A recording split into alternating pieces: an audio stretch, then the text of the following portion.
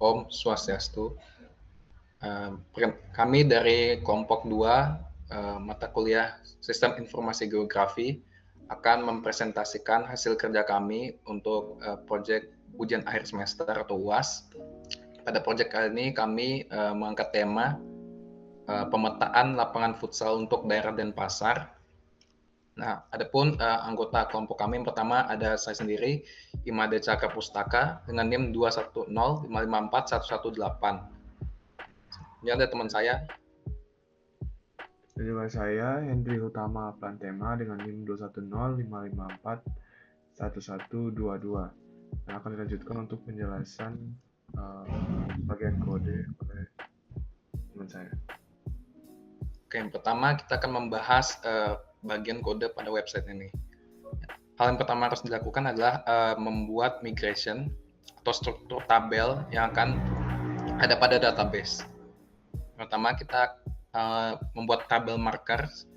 Pada tabel ini terdapat beberapa atribut. Yang pertama ada ID, selanjutnya ada nama untuk menyimpan data nama, kemudian ada description untuk menyimpan informasi-informasi tentang tempat tersebut. Selanjutnya ada latitude untuk menyimpan data latitude dan longitude untuk menyimpan data longitude. Untuk berinteraksi dengan database kita juga membutuhkan sebuah model. Maka dari itu kita akan membuat model marker yang pada file ini kita mengisikan data-data apa saja yang bisa dimanipulasi. Pada tabel marker kita akan mengisi data nama, description, latitude, dan longitude. Setelah membuat model, selanjutnya kita akan membuat controller yang akan membantu melakukan request pada website tersebut. Pertama ada marker data controller untuk melakukan menyimpan fungsi-fungsi apa saja yang dibutuhkan untuk melakukan beberapa aksi seperti mengambil data yang sudah dipaginasi, data untuk mengambil seluruh marker, fungsi untuk melakukan insert atau menyimpan data ke database. Selanjutnya ada fungsi untuk menghapus marker pada database. Selanjutnya fungsi untuk mendapatkan marker sesuai dengan ID-nya. Kemudian ada fungsi untuk melakukan update pada marker. Selain itu kita butuh controller untuk membantu mengambil data tersebut dan mengirimkannya ke view. Yang pertama ada view dashboard. Pada dashboard ini nanti akan muncul data marker dan data pada tabel. Dan juga ada fungsi untuk menampilkan halaman home atau halaman utama. Setelah membuat controller, kita juga harus mengasosiasikannya dengan endpoint. Untuk tampilannya, karena kita memiliki dua, yang pertama home dengan root slash yang akan terintegrasi dengan fungsi home yang ada di map view controller dengan method get. Selanjutnya ada endpoint dashboard yang terasosiasi dengan fungsi dashboard pada map view controller dengan method get. Selanjutnya untuk API-nya ada pada file api.php. Pada file ini kita akan mendaftarkan endpoint tersebut yaitu yang pertama ada size marker untuk mendapatkan semua data marker dengan method get. Selanjutnya get marker by ID, kita harus mengirimkan data ID-nya dengan method get juga. Untuk melakukan insert kita menggunakan method post dengan endpoint slash marker. Untuk melakukan delete kita membutuhkan data ID-nya. Kemudian kita akan menggunakan method delete. Selanjutnya untuk melakukan put atau edit, kita membutuhkan ID juga dengan metodenya put. Setelah itu, kita bisa menampilkan halamannya. Yang pertama, kita punya 2 tampilan utama. Tapi sebelum itu kita juga membutuhkan layout untuk membantu tampilannya agar modular. Pada app.blade.php ini ada, karena kita akan menampilkan data leaflet dan Google Maps, tak lupa untuk melakukan import pada bagian head. Selanjutnya, pada app.blade ini kita akan punya sidebar, kita akan punya navbar, selanjutnya kita juga akan punya footer. Nah, pada halaman utama akan berisi tulisan mengenai nama kelompok dan NIM, dan juga akan ada tombol yang akan mengarah ke dashboard. Pada bagian dashboard akan menampilkan 2 buah peta. Yang pertama peta untuk leaflet dan peta untuk Google Maps. Di bawahnya akan ada sebuah form untuk melakukan penambahan marker.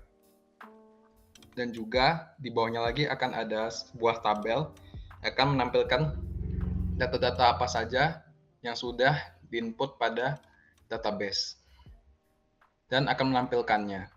Handle tombol ketika diklik seperti marker form ini, ketika form disubmit akan mengirimkan request berupa insert ke database.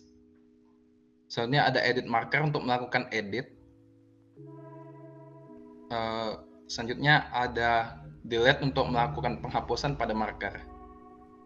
Untuk menghandle aksesi yang pada map seperti menampilkan rute, itu akan dihandle pada bagian map.js. Kita perlu menginisiasi beberapa variabel yang dibutuhkan. Selanjutnya kita akan menampilkan map pada fungsi map init. Kita akan menampilkan map leaflet dan juga map Google Maps. Selanjutnya kita akan meminta akses lokasi dari user. Setelah kita meminta aksesnya, akan ada fungsi untuk menampilkan data-data marker yang ada pada database kepada masing-masing map, baik itu map pada leaflet dan juga map pada Google Maps. Selanjutnya ada fungsi untuk menghandle menampilkan rute yang akan dilalui dari posisi kita sekarang berdasarkan data yang diminta permissionnya di awal dan rute yang akan kita tuju sesuai dengan rute yang ingin kita pilih. Soalnya ini juga sama untuk map Google Maps. Selanjutnya kita akan melakukan demo dari aplikasi yang sudah kita buat, yang akan dilanjutkan oleh teman saya, Henry. Oke. Seperti yang sudah dijelaskan, ini adalah tampilan awal dari welcome page-nya. Terdapat nama kelompok kami, dan juga ada button untuk menuju ke halaman dashboard.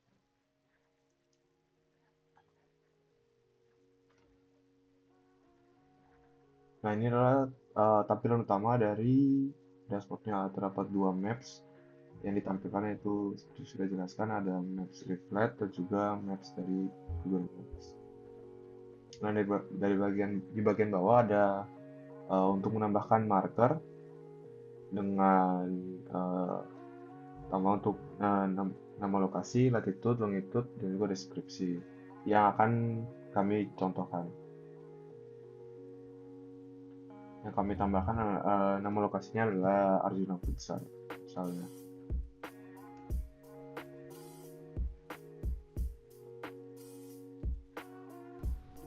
Sesuai dengan deskripsinya, kemudian tinggal di submit.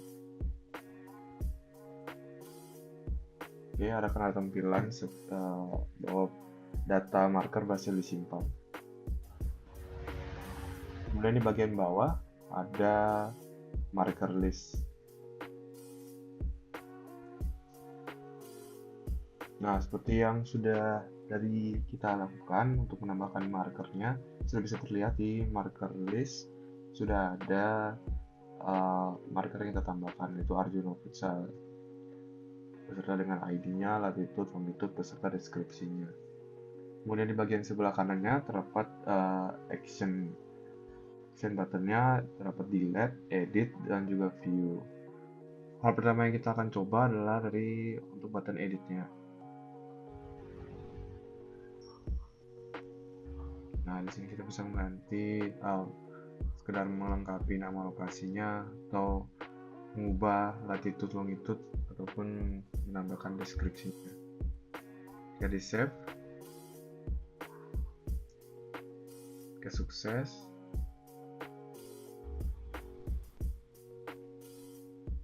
nantinya data marker pada marker list akan berubah. Selanjutnya, dari awal web sudah meminta izin untuk lokasi kita, maka dengan action view, ketika kita klik, kita bisa langsung mendapatkan rute untuk menuju ke marker lokasinya.